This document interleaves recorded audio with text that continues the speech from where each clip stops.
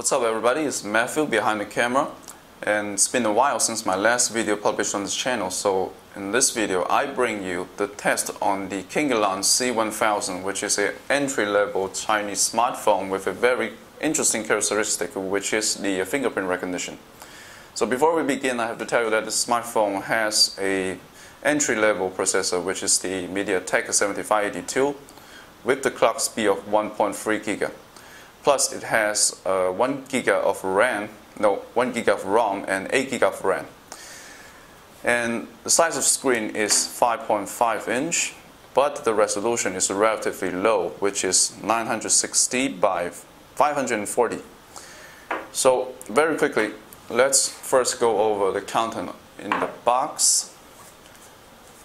So the first layer is surely the smartphone, so we already put it out. And now we have a flip cover. Well, I can't say much about the quality, but what can I say? It's one of the free gift of sorts. And we have a micro USB cable that's necessary. And also we have a charger. It's quite a big one.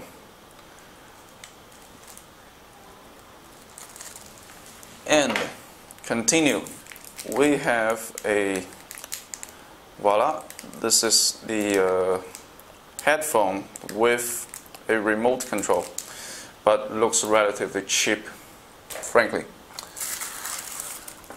And a supplementary battery, which is of 3200 milliampere. And lastly, we have the well, this is the label with the IMEI code on it, but I don't think this one has an IMEI code because this one is a engineering sample. Plus we have the manual, though I can't expect much from the language. It's always with broken English, frankly. So let's go to the next part, which is the smartphone. Okay, it's time to take a look at this big baby right here. And quite frankly, in terms of design, there's not much I can say about it because it has a very strong resemblance to the DG 2014, if you remember well. So right on the back, we have no inscription of logo, no inscription of the brand or whatsoever. It's very discreet, very low pro. And in terms of marksmanship and the quality, I can say this is up to the standard. There's no obvious fabrication default. Okay, so that's pretty good. So on this side we have the volume button, and on the opposite side we have also the power button. So the design is very classic, very ergonomic, though they didn't spend much time figuring out something rather original. So on the side, the front side, we have a screen of 5.5 inch, and also we have a webcam, a proximity sensor, plus a light sensor. And I'm pretty sure they have the LED notification. I'm going to take a photo about this one, and you might find the photo on the description right below. So right down here we have three physical button for the Android operating system. So on the back we have on this side we have the speaker outlets, and we have the camera plus the flash and the fingerprint scanner. So talking about the extension ports, right here we have only a 3.5 jack and also a micro USB port. So this is pretty limited, pretty basic though. Okay, down here we have only one outlet of a microphone. So now let's just open up the case and check out what's inside. So as you can see, we have a pretty big battery here, which is a battery of 3200 milliampere. And talking about the SIM card emplacement, it's a double SIM card emplacement. In fact, it is a combo of a single micro SIM plus a single standard SIM. And on top of the emplacement of the double SIM, we also have emplacement for the micro SD card. So this is pretty standard issue. And I'm pretty sure that this smartphone is very easy to repair, since the and you can see all these pieces right here is very easy to get off. Sorry, it's been a while since I do a video in English, so my English needs to be brushed up to some extent. So down here we also have the outlet of the speaker, rather small one though. Okay, so now let's go to the dimension. Okay, let's talk about its dimension. So for length, it has a 153 millimeters, 154 I dare say. And for the width, okay, that's 78 millimeters. That's a ratio rather correct, as I can say. And for the thickness, let's see.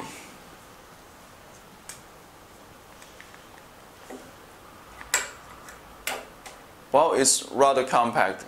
It's less than 8.5 millimeters, so that's pretty correct. And also about the weight.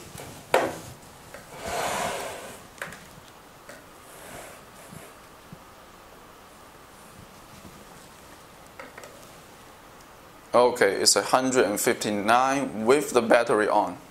So in general, this one is a little bit heavier than I expected, but the size, the dimension is rather correct. Plus the feels on hand is rather not bad. Okay, now we are done with the physical aspect of the smartphone. Let's go down to the system. As you can see right here, the screen is locked and we will have to do a fingerprint scan to unlock it. So quite frankly, you have to be a little bit more patient with this one because it's not that reactive, frankly. So you have to be a little bit more patient than you usually do with a check-in machine. So we are on the system, and the first impression with the screen is not bad at all. It's quite bright, and we have good contrast of colors and stuff. So it's pretty good on an affordable model. And in terms of reactivity, I should say it's up to the standards. Let's see how it fares in the widget interface. A little bit laggy, but it's up to the standards. It's acceptable. So let's check out its IMEI code. Nope, this one is an engineering sample, so we don't have that. And plus, we're gonna check out the compatible frequency. Alright, apart from the classic 4 bands for GSM, for 3G we have 2000, 850 and 800. So in terms of compatibility with other operators outside China, I don't think that will be a big problem. But for French users, maybe, because there is no WCDMA 900. It's always their thing. It's always their specialty in France, frankly. So for the second SIM, we have also, it's always the classic 4 band, the GSM. So there's nothing quite special about it. Okay, now let's check out what's so special in the settings. Firstly, you can modify the components of the LED notification in terms of incoming text messages and incoming call. This is pretty neat. I hope that they have a strong enough, bright enough LED notification so that these functions can be useful. Alright, next, what's next? We have also the gesture censoring. For me, I don't see the interest of using this kind of functionality because it's too gadget. And also, we have the major selling point of this model, which is the finger scanner. And right here you can register your own fingerprints, but mind you, for every single fingerprint registered, you have to accompany by the fingerprint has to accompany by a alternative password. This is very thoughtful for them because you never know. Maybe someday the scanner won't work, and then you will have to unlock the phone with this 4-digit password. Okay, so that's pretty much everything, I guess. Okay, let's see what's. You also have the notification light. This one is also for modifying the components of the LED notifications. We'll see about that later. Maybe I will do another video on this one, but not on this video. I'm not planning on doing a super long text video, so you might get bored easily. So, what's next? I think it's time that we check out the score on benchmarks such as AnTuTu.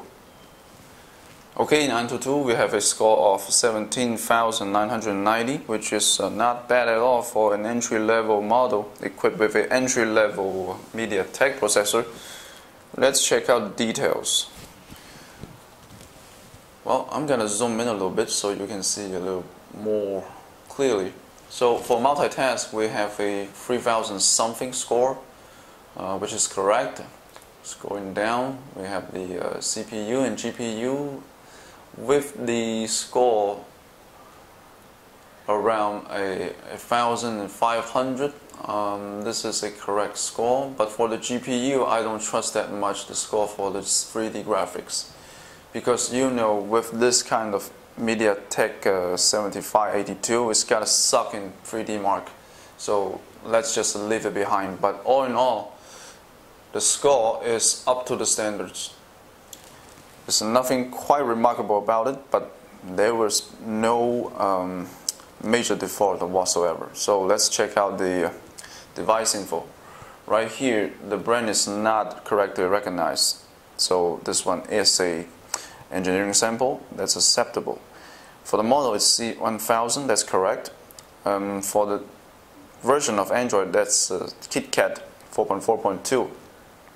CPU, GPU, we've been over this. Resolution 540p. And rear camera. Okay, you can stop lying about the rear camera. I'm sure there will be a huge percentage of your 8.3 megapixels are interpolated. So, why bother? Okay, this one is root. And also for the RAM, we have a, well, this is the correct number for 1 gig of RAM. And room, let's see, system, we have 1 gig. And for internal storage, okay, that's pretty much the right number for 8 gigabytes of RAM, pardon me. So, moving on. For the CPU, there's not much to see here.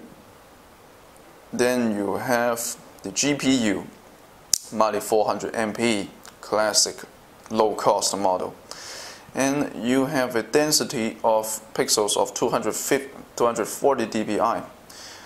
That's pretty neat on a model less than $120. That's not bad at all.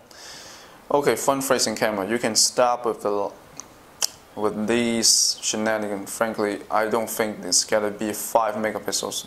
It's a maximum 3 megapixels for me. I've seen a lot of your kind, frankly. So, okay. Android version, no problem. And canal, going all the way down. Okay, for the captors and sensors, I've been doing a lot of videos in French, so I might mixed up my English a little bit. Let's check out on Z device for the captors. No, sensors. I just did it again. Okay, Z device. While we are at it, let's begin with the accelerometer. Pardon. I'm always mixed up my English with my French. Okay, the accelerometers, it works. There doesn't seem to be a significant problem with it. So it passed, and we go to the compass. Let's rotate a bit and see how it goes.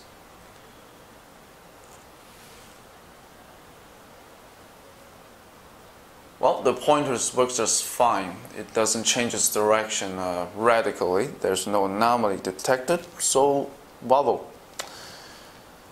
Okay, going down. Let's see what's down there. Okay. Alright, there's something wrong with the screen. I think we just freeze a little bit, but whatever. It's fine. Line sensor. Alright, it works. Proximity sensor. Okay, it's functional.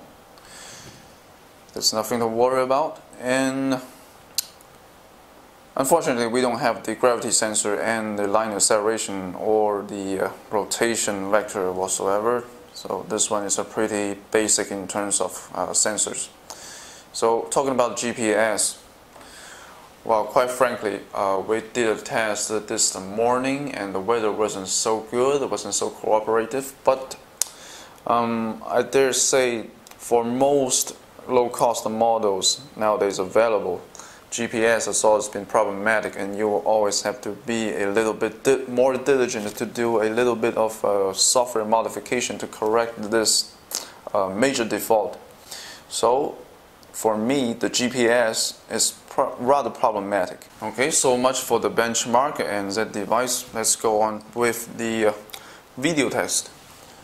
So since this is a 540p screen, I only have a HD video to show. I'm not gonna go over to a full HD. That will be not so smart, frankly.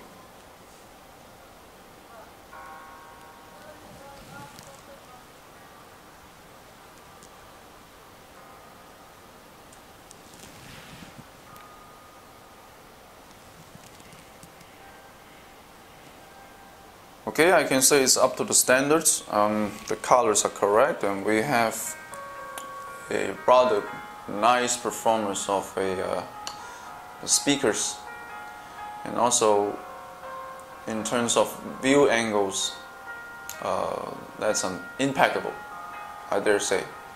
So let's do a little bit of scrolling to see how it. Well, it's rather reactive.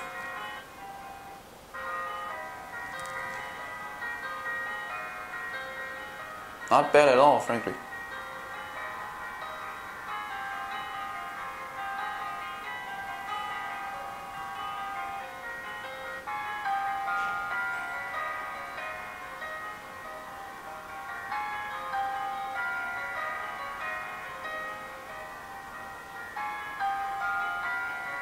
Well, maybe it's capable for decoding full HD videos, but I don't think this would be necessary. So for the video test, it passed. Okay, let's talk about the camera. In my opinion, this is very, very basic stuff, frankly. First off, my first impression with the color rendering is not good at all. They always had this very bizarre tendency to render certain parts of the more brighter parts of the object in pink. This is unacceptable, frankly. But apart from this, the reactivity of the autofocus is acceptable. So all in all, this one is a very basic stuff. It's not. I don't expect people to take photos for aesthetic purposes with this so-called camera, so-called 8.3 megapixel camera. That would be a joke. Okay, so talking about the HDR, right here you have the photo that I took on outside, and I can say it's functional, but as you can see, color rendering, it's lifeless.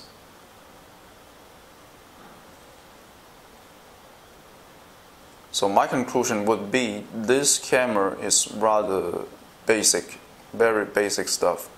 It's there, it's doing its job, but don't expect it to be excellent. Alright, after the disastrous camera, let's go on with the test of gaming. And by gaming, I should say we can really forget about Nova Free or Real Racing Free on this one, because it's sure, 100% sure it's not going to handle it well.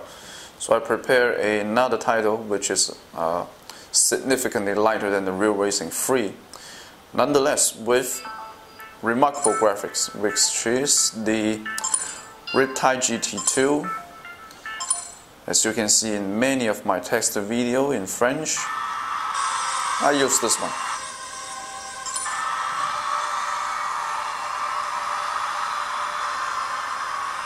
Alright, it's on. Let's see how it performs.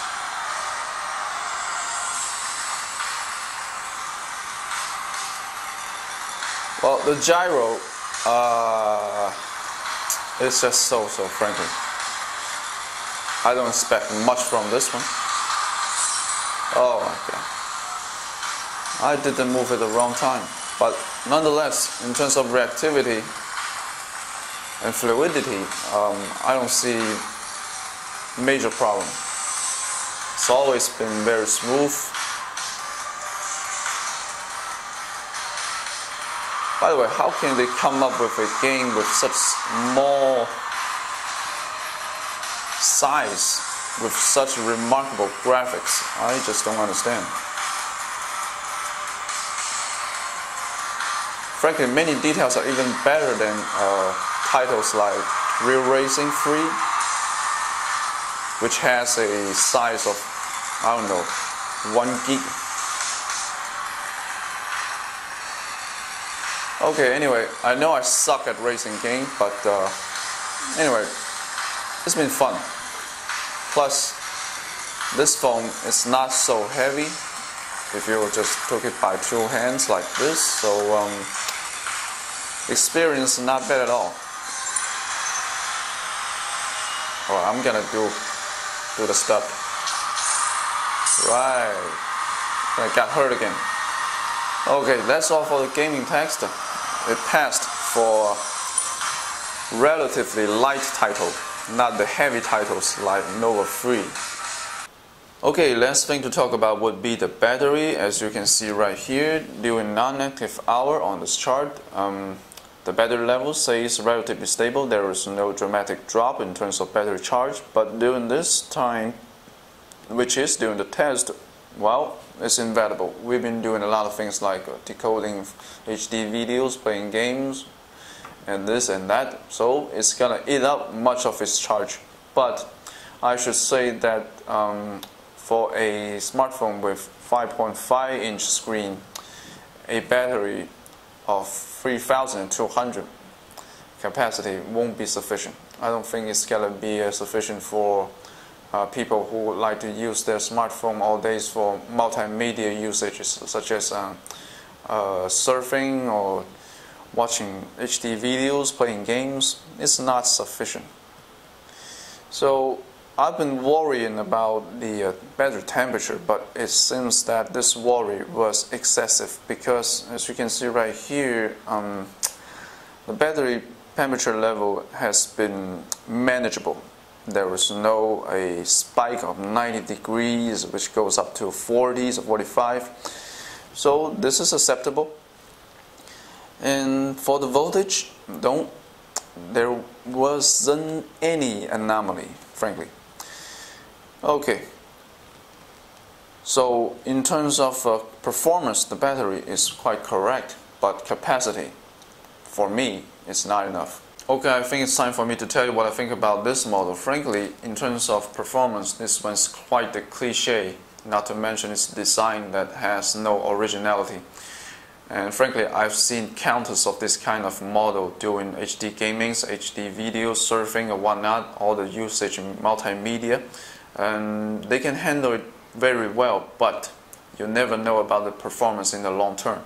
That's what I'm telling you. So the biggest selling point of this product is its fingerprint scanner. But frankly, I don't think this one is quite practical, because you can't swipe your finger like this fast. You will have to be very smooth and patient, and there was just a very good chance that one swipe like this, it's not going to cut it. You have to be tried like 3 or 4 times. So I don't think this one is very practical. This is rather gadget. So I apologize that we didn't have functional Wi-Fi networks to test its Wi-Fi capacity. But if you want to know, I might as well upload a screenshot of Wi-Fi analyzer on the description right down below. Plus, for all the tests that I have done, all the benchmark I have run on this one, you might as well find all the screenshot of the results down on the description. So don't forget to like this video if you found this video informative, and stay tuned to more of our videos. See you next time.